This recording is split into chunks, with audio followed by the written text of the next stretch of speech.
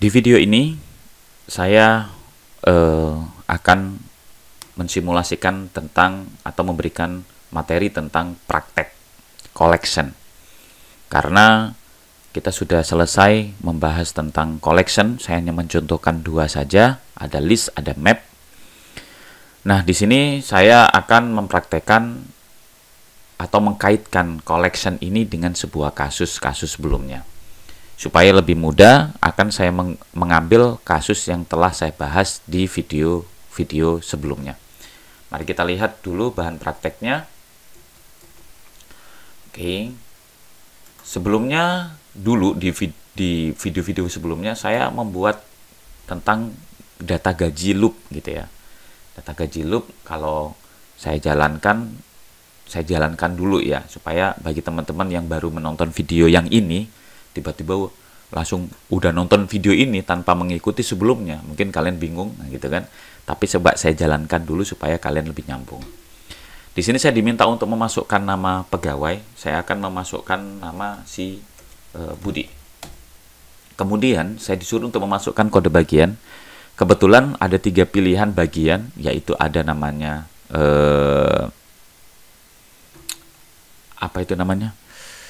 ada namanya ADM, ada MAN, dan ada PRS. Jadi saya menuliskan MAN, kemudian kode golongan juga ada 3, A, B, C. Saya menuliskan C. Nah, hasilnya seperti ini ya. Langsung saya menghitung Budi, atau saya memasukkan Budi bagian MAN untuk golongan C, kemudian sehingga dia langsung mendapatkan hitungan gaji si Budi ini gitu. Yaitu Budi, dia MAN di bagian manajemen, kemudian golongannya C, gaji pokoknya sudah tahu berapa, tunjangannya sudah tahu, PPh-nya juga sudah tahu, sehingga nanti gaji bersihnya berapa. Kemudian kalau menghitung lagi berarti kita menuliskan dengan huruf Y misalnya. Saya menuliskan huruf Y, dimasukkan lagi namanya, misalnya si Budi ada Wati.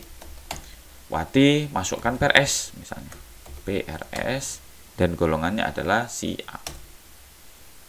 Maka akan mendapatkan perhitungan untuk si Wati. Begitu seterusnya.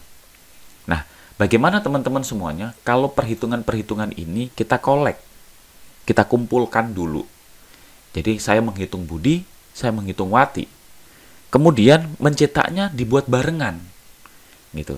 Artinya apa? Barengan itu kita bisa dalam bentuk tabel nanti. Ya. Walaupun saya belum tahu cara menyusun dalam bentuk tabel yang rapi itu seperti apa. Namun kita mencari konsepnya aja ya. Mencari konsepnya aja. Nah, kalau kita membuat seperti itu bagaimana? Tentunya di dalam codingan ini kita harus menambahkan collection. Ya, kita menambahkan collection. Nah, untuk itu bagaimana konsepnya? Saya akan membuat satu file baru untuk bahan praktek ini. Jadi saya klik kanan, new .file, kemudian saya tuliskan untuk praktek collection. Oke, supaya lebih gampang, supaya lebih cepat, berarti yang data gaji ini saya akan mengkopikannya ke dalam praktek collection ya. Copy, it. Nah, saya masukkan ke dalam sini. Kemudian saya akan menganalisa satu-satu ya. Saya mengharapkan atau menyarankan teman-teman untuk menonton video saya sebelumnya di praktek loop ya, di praktek loop. Di praktek loop kalau pengen tahu itu di video yang sebelah sini. Nah, ini dia ke 30 dan 31. Silakan lihat aja dulu sehingga nanti lebih nyambung. Oke. Ini adalah variabel-variabelnya sementara, berarti nantinya variabel-variabel ini yang ditanyakan akan saya pindahkan ke collection gitu. Jadi saya membuat variabel collection sekarang. Collection. Saya menggunakan list aja. Saya menggunakan list, berarti saya tuliskan. Saya menyimpan untuk string, berarti di dalamnya saya tambahkan string. Untuk list nama, saya kasih nama seperti ini aja, kosong, nggak ada nilai ya. Nah, biar lurus. Lurusnya ini itu tidak wajib ya teman-teman semuanya ya. supaya lebih rapi aja dan kalian enak ngelihatnya. Oke. Nah, untuk lebih cepatnya saya akan copy paste. Copy paste ini saya masukkan untuk golongan. It lagi nggak perlu ya. Oke. Seperti ini. Sekarang saya akan mencari untuk gapok. Berarti kalau gapok itu kita masukkan untuk double. List gapok. Add. Baru ini saya copy. Saya memasukkan untuk tunjangan. Oke. Kemudian saya memasukkan untuk PPH. Oke. Kemudian saya memasukkan untuk gambar. Naik. Oke ya, udah. Saya sudah membuat list masing-masing ini yang saya akan collect nantinya. Kemudian dia turun nanya bahwasanya masukkan nama pegawai. Kemudian ini namanya. Nah, di sini saya perlu satu variabel teman-teman semuanya. Karena mengkolek itu kan butuh identifikasi berapa baris data yang sudah dikolek gitu. Jadi kita pengen tahu ada berapa baris, maka saya perlu satu variabel. Berapa itu kan, berapa baris itu kan berarti saya bisa menggunakan tipe data integer ya. Jadi dia tidak perlu tidak ada koma di situ, nggak ada baris 1,2, nggak ada. Yang ada baris 1, 2, 3 dan seterusnya. Jadi saya tulisnya di sini adalah jumlah baris. Jumlah baris saya akan memberikan nilai default 0 karena memang tidak ada baris gitu ya, kalau nilai defaultnya adalah 0.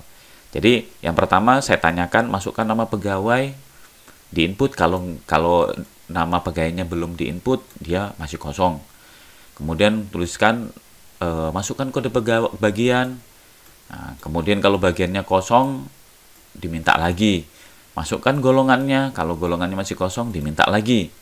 Nah, kemudian dia mencari untuk bagian dan tunjangan, kemudian dia mencari gapok, kemudian dia mencari PPH, dan selanjutnya adalah mencari gambar. Nah, di sini untuk mencetak ini saya nggak perlu mencetak dulu, ya cetakannya nanti aja karena memang kita gabungkan menjadi satu. Jadi cetakan ini saya keluarkan dari pengulangan, saya letakkan dan saya tidak perlu aja.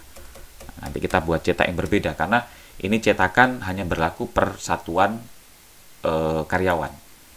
Jadi setelah saya mencari PPH, mencari gambar, baru di sini saya melakukan penyimpanan nilai-nilai yang dikutip atau yang dikolek oleh si variabel ke dalam sebuah collection. Jadi di sini menyimpan data variabel ke dalam collection. Nah, saya simpan di sini kenapa? Karena saya menganggap semua variabel sudah dapat nilainya, gitu. Jadi di sini cara menyimpannya ya di situ ada list nama, ya list nama nyimpen variabel nama, ya kan gitu. Jadi di sini list nama ini variabel collection list nama menyimpan variabel nama, begitu. Ya. Berarti saya berlaku untuk yang lain. Ada kode dulu. Ada kode, saya urutkan aja ya. Kode. Ada kode. Kok nggak ada? Apa namanya? Kode ada. List kode nggak ada, berarti saya kurang. Oke, seperti ini. Saya menambahkan kode add kode. Kemudian ada list bagian, berarti add bagian. Kemudian ada list golongan, saya juga add akan memasukkan golongan. Kemudian ada list gapok, saya juga akan memasukkan variabel gapok. Kemudian ada tunjangan, saya akan memasukkan juga variabel tunjangan. Kemudian list PPH juga nge-add variabel PPH. Kemudian ada list Gaber. Oke. Saya juga akan ngelist untuk variabel Gaber. Oke. Sudah selesai semuanya. Saya simpan ke dalam sebuah variabel apa itu namanya? Collection, ya. Udah saya kutip, saya collect nih, saya kumpulin di sini. Nah, supaya saya tahu jumlah barisnya ada berapa. Ini kan nanya, nggak nanya lagi kan gitu. Jumlah barisnya berapa, maka saya tuliskan di sini adalah jumlah baris increment. Jadi dengan cara increment saya bisa menuliskan bahwasannya jumlah barisnya adalah sekian gitu ya. Nah, kalau saya coba jalanin hasilnya seperti apa teman-teman semuanya, saya klik kanan, praktek collection. Oke, di nama pegawai saya menanyakan nama pegawai yang pertama adalah Anton, kemudian ada ADM dan A. Saya meminta lagi, tidak perlu saya cetak saat itu, karena cetakannya kolektif, secara bersama-sama. Nah, kemudian saya nanya lagi, namanya siapa? Budi. Saya masukkan lagi man untuk golongan B. Dia nanya lagi, ya. Saya masukkan Wati untuk golongan C. Sorry, nggak ada nih nantinya golongan C. Dan tidak perlu lagi hasilnya baru nyetak. Nah, di sini berarti setelah di luar daripada while, barulah tujuan saya adalah mencetak data-data di atas ke dalam collection. Ya, berarti ke dalam konsep tabel, tapi saya belum tahu cara mengaturnya secara rapi ya. Jadi saya buatnya seperti ini. Nah, di sini saya perlu membuat atau mencetak data dengan menggunakan for. Berarti for variabel Y, saya membuat variabel Y gitu aja ya. Atau saya membuat variabel baris sama dengan 0. Di mana lakukan pengulangan sampai baris ini dinyatakan lebih kecil daripada jumlah barisnya. Terus kemudian baris increment. Nah, di sini saya bisa mencetak untuk masing-masing list. Misalnya tadi saya mau buat untuk list nama. List nama saya mencetak baris. Kemudian saya tambahkan, ini saya buat spasi 2 ya. Kemudian ada nama, ada golongan, ada kode misalnya. Ada list nama, list kode. Itu di dalamnya saya buat baris. Saya tambahkan lagi. Oke. Kemudian ada bagian untuk baris. Saya rasa kalian tinggal melanjutkan saja ya teman-teman semua. Saya mencontohkan 3 kolom saja. Nah, lantas bagaimana hasilnya? Mari kita coba menjalankannya. Saya memasukkan nama pegawai yang pertama adalah Anton. Kemudian kode bagiannya adalah ADM dan golongannya A. Saya minta masukkan lagi ya. Ada Budi. Budi ini yang man, kemudian dia B. Terus selesai, tidak mau mencetak lagi. Hasilnya adalah, oh sorry, ini seharusnya ada print. Kalau begini nggak bisa nyetak. Oke, saya jadikan print. Nah, seperti ini. Saya ulangi lagi. Saya masukkan Budi, man, C, Y, Wati, ADM, B. Saya nggak mau cetak lagi. Nah, ini teman-teman semuanya, semua tersusun secara tabel. Saya tinggal membuat untuk headernya saja. Headernya untuk membuat jangan dimasukkan ke dalam for. Kenapa? Karena header akan mengulang-ulang lagi. Jadi letakkan header di atas. Saya membuat header. Di sini misalnya adalah nama pegawai. Kemudian di sini ada kode, baru di sini adalah bagian atau nama bagian. Oke, kemudian saya bisa menuliskan, saya bisa membuat garisnya seperti ini, ya kan?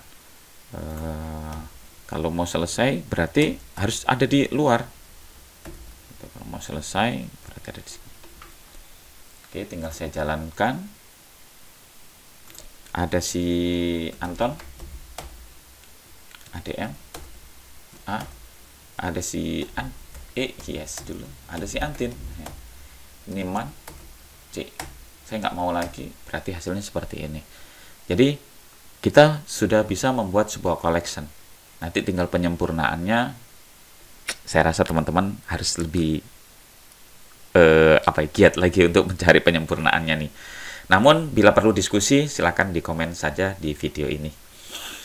Nah, begitu teman-teman semuanya ya, praktek menggunakan collection dalam aplikasi bisnis ya, sederhana, aplikasi bisnis sederhana. Ya, mudah-mudahan ini bisa memberikan suntikan konsep, dan juga bisa memberikan ide-ide di dalam membuat sebuah aplikasi bisnis lainnya. Ribet banget sih. Oke, dari saya, sampai jumpa di video berikutnya. Bye bye.